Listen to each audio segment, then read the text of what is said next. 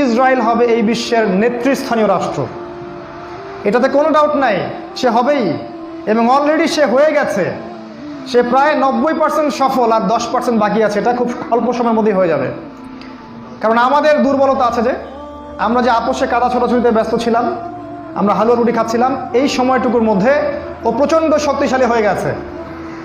ওই ইসরায়েল থেকেই আজকে সারা বিশ্বের পলিটিক্স নিয়ন্ত্রণ করা হচ্ছে, ব্যাংকিং সিস্টেম নিয়ন্ত্রণ করা হচ্ছে, অর্থনীতি নিয়ন্ত্রণ করা হচ্ছে, মিডিয়া নিয়ন্ত্রণ করা হচ্ছে, পত্রপত্রিকাও নিয়ন্ত্রণ করা হচ্ছে, আদর্শ নিয়ন্ত্রণ করা হচ্ছে, সংস্কৃতি নিয়ন্ত্রণ করা হচ্ছে, এবং আপনার এই যে প্রযুক্তি, অস্ত্রশস্ত্র, এগুলো সেখান থেকে নিয়ন্ত্রণ করা হচ্ছে। আর এটাই সেই রাষ্ট্র যেখান থেকে দাজ্জাল মানুষের রূপে বের হবে। এটাই সেই রাষ্ট্র। ওই জেরুজালেম থেকেই দাজ্জাল বের হবে। এই শক্তিশালী হয়ে গেল আমাদের চোখের সামনেই, কিন্তু আমরা কিছু করতে পারলাম না। এই যখন শক্তিশালী হয়ে গেছে, তখন সামনে একটা মহাযুদ্ধ লঞ্চ করবে, যেখানে 80টা দেশ পৃথিবীর একত্রিত হয়ে যাবে এবং প্রত্যেকটা দেশের আন্ডারে থাকবে 12,000 করে সৈন্য। এবং এই যুদ্ধে প্রত্যেক 100 জন সৈনিকের মধ্যে 99টা সৈনিক মারা যাবে এই যুদ্ধে। এটা হবে পারমাণবিক যুদ্ধ, আপনার সামনেই করানো আছে। এরা যে স্বপ্ন দেখায় ভিশন 20, 30, 50, 100, এগুলো সব বোগাস। এতদিন পর্যন্ত এই ওয়ার্ল্ড আর সার্ভাইভ করবে বলে আমরা মনে করি না। আল্লাহু আ'লাম বিসওয়াব, আল্লাহ পাক ভালো জানেন। আমাদের রিসার্চ হচ্ছে এতদিন পর্যন্ত ওয়ার্ল্ড সার্ভাইভ নাও করতে পারে, না করার সম্ভাবনা 95%। এই মালহামার পরে ইমামুল মাহদী আসবেন শেষের দিকে, এবং তিনি মুসলিমদের হাল ধরবেন এবং প্রচুর সংখ্যক মুসলিম এই যুদ্ধে মারা যাবে। প্রচুর সংখ্যক, প্রচুর, তাদের সংখ্যা অগণিত। কিছু মুসলিম যুদ্ধের মাঠ থেকে পালিয়ে যাবে, যাদেরকে আল্লাহ পাক মাফ করবেন না, আর অল্প কিছু মুসলিম বাকি থাকবেন, যাদের হাতে আল্লাহ রাব্বুল আলামিন এই যুদ্ধের শেষের দিকে গিয়ে বিজয় দান করবেন ইনশাআল্লাহ। এবং আমাদের খোরাসান থেকেও একটা বাহিনী যাবে, যারা জেরুজালেম পর্যন্ত পৌঁছে যাবে, ইমামুল মাহদীর সাথে যোগ দিবে। পৃথিবীর কোনো শক্তি, নবীজি বলেছেন, পৃথিবীর কোনো শক্তি তাদের পথে বাধা হয়ে দাঁড়াতে পারবে না। তিনি বলেছেন, তোমরা যদি হামাগুড়ি দিয়ে হয় বা বরফের উপর স্ক্রল করেও হয়, তোমরা যদি ওদেরকে পেয়ে যাও তাহলে তাদের সাথে যুক্ত হইও। এটা নসিহত নবী সাল্লাল্লাহু আলাইহি ওয়াসাল্লামের। এটা আসবে সামনের এই সময়টা। এই মালহামার পরে যখন মুসলিমরা আবারও বিজয়ের আসনে আসবে, তখন মুসলিমরা জয় করবে কনস্ট্যান্টিনোপল বা তুরস্কের ইস্তাম্বুল। এটা এখন নেটোর হাতে চলে গেছে, এটা আবারও মুসলিমদের হাতে চলে আসবে। তারপর ঘোষণা করা হবে যে মাসিহুদ দাজ্জাল মানুষের রূপে বের হয়েছে। কোথায়? ওই জেরুজালেমে। তখন মুসলিমরা সেখানে ছুটবে। দাজ্জালের বাহিনীর সাথে মুসলিমদের ব্যাপক ফাইট হবে, কিন্তু মুসলিমরা তাদের সাথে পেরে উঠবে না। কেন পেরে উঠবে না? কারণ আল্লাহ পাক দাজ্জালকে এজন্য এভাবেই সৃষ্টি করেছেন। সে একটা পরীক্ষা, একটা ফিতনা। তার হাতে আল্লাহ পাক প্রচুর ক্ষমতা দিবেন। সে বৃষ্টি বর্ষণ করতে পারবে, সে প্রযুক্তি নিয়ন্ত্রণ করবে, সে আকাশ নিয়ন্ত্রণ করবে, সে প্রত্যেকটা শহরে প্রবেশ করবে, প্রতিটা শহরে। সে খুব দ্রুত ফ্লাই করতে পারবে। তার হাতে খাবারের মজুদ থাকবে, মানুষকে দুর্ভিক্ষের মধ্যে সে ফেলে দিবে।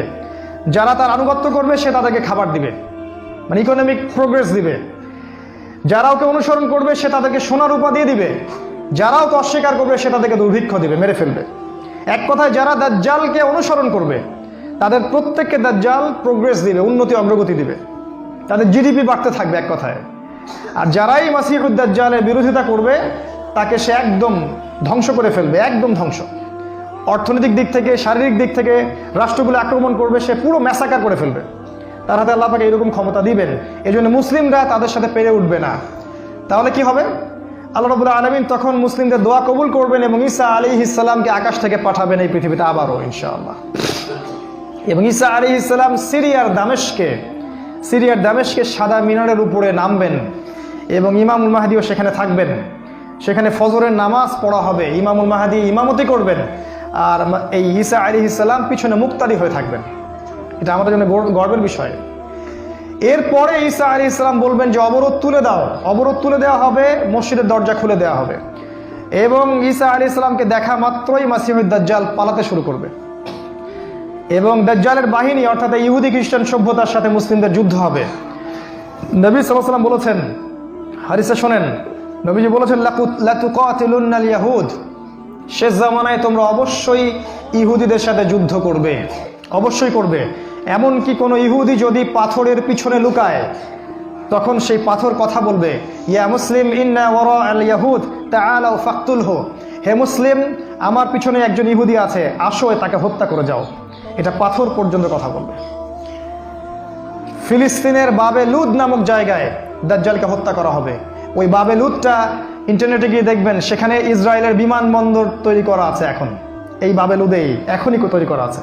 আমি একটু আগে বললাম যে দাজ্জাল আকাশ নিয়ন্ত্রণ করবে, ওই বাবে লুদের এয়ারপোর্ট থেকেই সে আকাশ নিয়ন্ত্রণ করবে। আমার মত এটা আমার মত, আমার বুঝ এটা। ওই বাবে লুদে সবচেয়ে বড় একটা এয়ারক্রাফটের ঘাঁটি তারা মজুদ করেছে এই বাবে লুদের মধ্যে, প্যালেস্টাইনে। আর ওই জায়গায় ঈসা আলাইহিস সালাম এই মাসিহুদ দাজ্জালকে হত্যা করবে। এরপরে ঈসা আলাইহিস সালাম জেরুজালেম থেকে ইমামুল মাহদিকে সাথে নিয়ে পুরো বিশ্বে ইসলামী খেলাফা বাস্তবায়ন করবে, পুরো বিশ্বে। নবীজি বলেছেন, একটা পাকা বাড়ি একটা কাঁচা বাড়িও বাদ থাকবে না যেখানে ইসলামের কালিমা লা ইলাহা ইল্লাল্লাহ প্রবেশ করবে না। একটা কাঁচা বাড়ি একটা পাকা বাড়িও বাদ থাকবে না। এরপরে ঈসা আলাইহিস সালাম 40 বছর এই পৃথিবীতে ইসলামী খেলাফা বাস্তবায়ন করবেন। নবীজি বলেছেন, পৃথিবীতে কোনো জুলুম থাকবে না, কোনো রকমের অন্যায় পাপাচার থাকবে না। বাঘে এবং হরিণে এক ঘাটে পানি খাবে, কেউ কারো প্রতি কোনো অবিচার করবে না। এক একটা ফল হবে বিশাল বিশাল, আল্লাহ পাক বরকতের দরজা সব খুলে দিবেন। প্রচুর বৃষ্টিপাত হবে, মাটি উর্বর হবে, প্রচুর সুজলা সুফলা হয়ে যাবে এই পৃথিবীটা। আবারও আগের অবস্থায় চলে আসবে পৃথিবীটা ইনশাআল্লাহ। কোনো দূষণ থাকবে না, কিচ্ছু থাকবে না ইনশাআল্লাহ। এই 40 বছর তিনি রাজত্ব করবেন, তারপর তিনি মারা যাবেন এবং তাকে দাফন করা হবে রাসূল সাল্লাল্লাহু আলাইহি ওয়াসাল্লামের কবরের পাশে।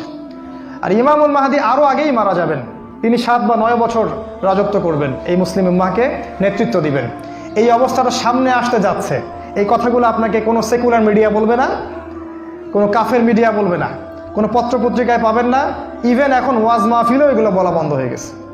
এই কথাটা আমি কেন বললাম, শুধু এত যে বড় একটা কথা আমি বললাম, এত ডিটেলস বললাম, এটার কারণ একটাই, যাতে আপনি হীনমন্যতায় না ভোগেন।